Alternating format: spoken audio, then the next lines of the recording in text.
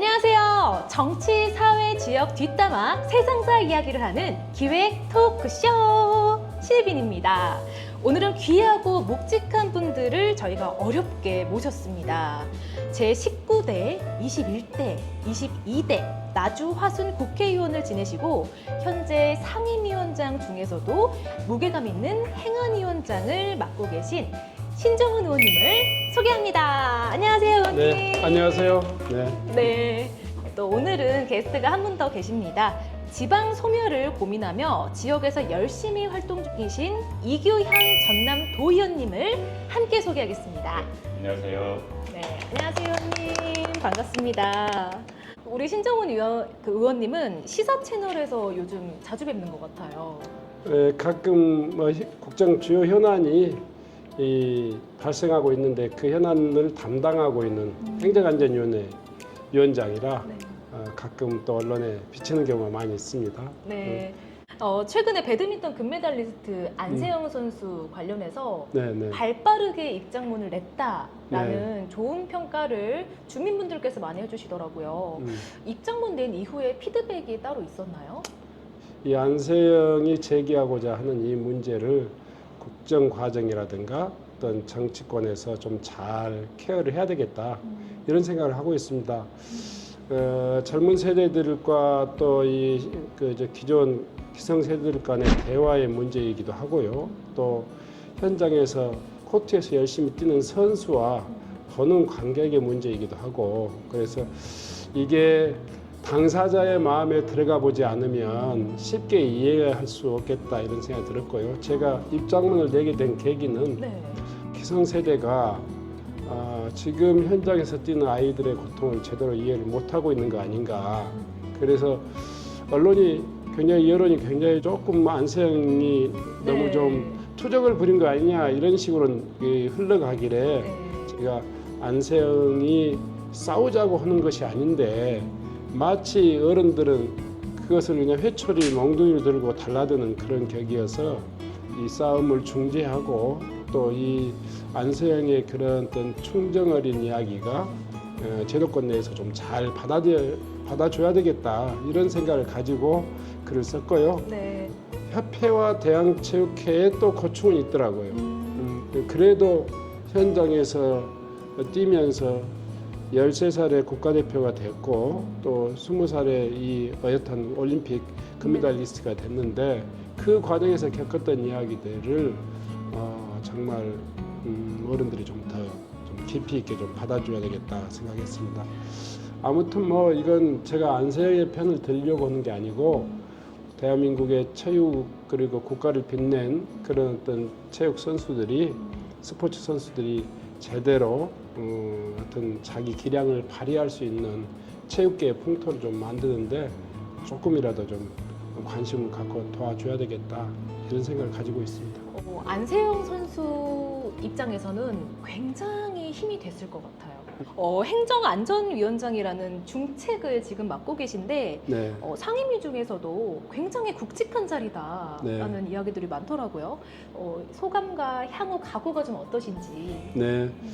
우선 행정안전위원회를 맡게 된 계기는 제 정치의 이 슬로건도 그렇고 모토도 그렇고 지방에도 희망이 있는 대한민국 그런 나라를 만들겠다 하는 것이 제 정치의 출발점이었단 말이에요. 그리고 그 구체적인 이슈와 정책과 과제는 농업 문제에서부터 출발했어요. 그런데 지난 30년 넘는 그런 정치 활동을 통해 가지고 주구장창 농업 문제에 집착해서 하나하나 이렇게 풀어내고 노력했지만 여전히 역부족이고 지방이 소멸이라고 하는 그런 최대 위기에 직면해 있다. 그래서 저는 우선은 종합행정을 지원하는 담당 부서이면서도 또 이 지방의 문제를 담당하는 행정안전위원회를 통해 가지고 뭔가 좀 지방의 목소리 그리고 구체적으로 좀 해결을 할 수 있는 국회 그런 것들을 좀 해보기 위해서 그 행정안전위원회에 지망을 했습니다. 오히려 자기 테두리 내에서 어떤 문제를 바라보는 것보다 더 큰 범위 내에서 이렇게 정리를 해나가는 게 해결하는데 더 빠른 좋은 길이라는 생각이 들어서 정말 든든합니다. 저는 지방의 문제와 이 농촌의 문제, 농업 문제는 네. 동전의 양면이라고 생각합니다. 사실은 지방이 이렇게 괴멸 상태의 소멸에 직면한 가장 큰 이유는 농업에 대한 홀대라고 생각해요. 농정, 그동안 30년, 40년 넘는 이 농정의 반복된 그 실패 내지는 농민들에 대한 희생, 뭐 이것들이 계속되어 왔기 때문에 결국 농촌이 무너졌고 이 농촌을 근간으로 하고 있는 지방이 함께 지금 대괴멸 상태에 직면해 있는 거 아닌가. 그래서 저는 이 지방의 문제를 푸는 데 있어서는 지방의 문제와 더불어서 또 한 면인 이 농촌의 문제를 같이 풀어내야 된다. 이렇게 생각하고 있습니다. 현실적으로 그 구체적인 지표를 이렇게 좀 봐보면은 농가 부채가 전남 같은 경우 2,688만 5천 원이에요. 근데 농가 소득은 1,285만 원 정도밖에 안 되는 겁니다. 이런 식으로 기본적인 소득이 제대로 안 되니까 괴멸이 되는 거죠. 누가 들어오려고 하겠어요. 예. 저도 이제 저희 어머니 아버님, 저희 엄마 아빠가 농사를 작게 지으셔서 가끔 돕는데 너무 힘들어요, 일이. 네. 힘들지만 꼭 국민들의 생활을 위해서 필요한 생필품이잖아요. 네. 국민들의 식량 산업이라고 하는 것은 다른 어떤 산업보다도 더 아주 기초적인 기반 산업이거든요. 그리고 또 내수라고 하는, 그러니까 수출 주도형 경제에서 국내 경기를 진작하는 데 있어서 굉장히 중요한 역할을 하고 있다고요. 그래서 이 농업과 그 나라의 경제는 굉장히 유관한 관계이기 때문에 그 농업을 같이 키워나가야 될 그런 과제가 되는 거죠. 네. 지방 소멸과 관련해서 구체적으로 어떤 입장이고 대처를 고민하고 계신지 좀 함께 말씀해 보면 좋을 것 같은데 일단 먼저 현장 이야기를 좀 들어보면 좋을 것 같아요. 현장은 잘 아시다시피 정말 삭막하죠. 제가 전남 지역에 이렇게 인구 관련 조사들을 좀 한번 해보니까 300억 개 정도 되는 읍면동이 있는데 그 중에서 인구가 3,000명 미만인 곳이 150곳이 넘어요. 3,000명 미만. 예. 그리고 2,000명 미만인 곳도 66개소나 됩니다. 이제 인구가 어느 정도 좀 되었을 때 거기에 기초 시설들이 다 들어서 있는데 그 기초 시설들이 다 떠나버리고 없는 거예요. 예를 들면은 정육점 하나가 그 지역이 없습니다. 그러니까 돼지고기 한 점 사 먹으려고 몇 킬로를 더 지나서 다른 지역에 가서 사와야 되고 이발소도 뭐 없어져 가는 거죠. 현장 상황들은 이게 이제 악순환이 계속 되는 거죠. 예. 최근에 수도권의 개발 제한 구역을 해제하겠다라고 지금 정부에 서고 있습니다. 이게 말이 되는 소리입니까? 예? 개발 제한 구역을 해제할 곳은 오히려 광주 광역권 개발 제한 구역이랄지 그런 것들을 차라리 해제하는 게 맞지 수도권을 해제하는 것은 수도권으로 계속 사람들이 몰리도록 만드는 거죠.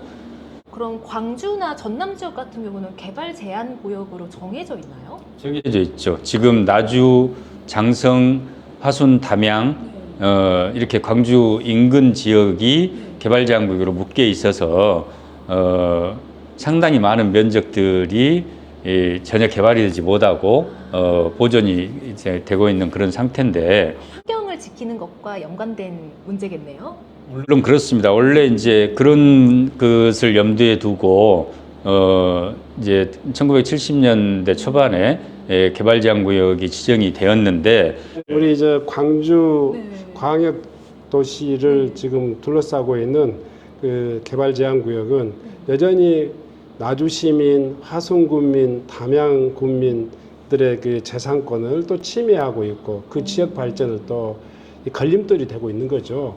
그러니까 이것은 뭐 수도권하고 이제 이 지방의 문제와 동시에 또 대도시권하고 이 지방 간의 문제도 그 복합 중층적으로 돼 있는데 정부가 수도권에 대한 그 규제를 완화하는 분위기 그래서 그 수도권으로 집중하게 네. 되는 그런 그런 역행하는 그런 그 상황이 계속 나오고 있는 거죠. 정말 실감하는 문제인 것 같아요. 네네. 최근에 이제 그 재생에너지 시대가 됐지 않습니까? 네. 그 탄소 중립 사회로 가는 과정에 있어서 지금 전남이 그 풍력이라든가 태양광이라든가 에너지들이 많이 생산되는데 네. 에너지를 소비하는 지역은 수도권이란 말이에요. 그래서 에너지 주권을 좀 더 강화해 가지고 그 지역에서 생산된 에너지를 그 지역을 위해서 사용하는 그런 정책들이 지금 만들어지고 있습니다. 수도권에 있는 기업이 이 지역에서 생산된 천연 에너지를 갖다 쓰려고 하면 네. 수많은 송전 선로가 필요하고 송배전 비용이 필요해요. 네. 그래서 그런 부분들을 착안해 가지고 이 지역에 이 재생에너지를 사용하는 그런 산업들을 유치할 수 있도록 법과 제도를 만들어가는 것, 대단히 지역 활성화에 굉장히 중요한 그 계기로 좀 작용하고 있습니다. 농어촌 기본소득 지원에 관한 특별법을 대표 발의하려고 준비 중이. 주민들의 어떤 그 생활을 좀 지원하는 그런 제도를 만들어보자. 해서 심의를 통과를 해야 되는데 현 정권은 기본 말만 나오면은 무조건 안 되는 걸로. 내년부터는 기본소득에 대한 좀 출발점이 생기.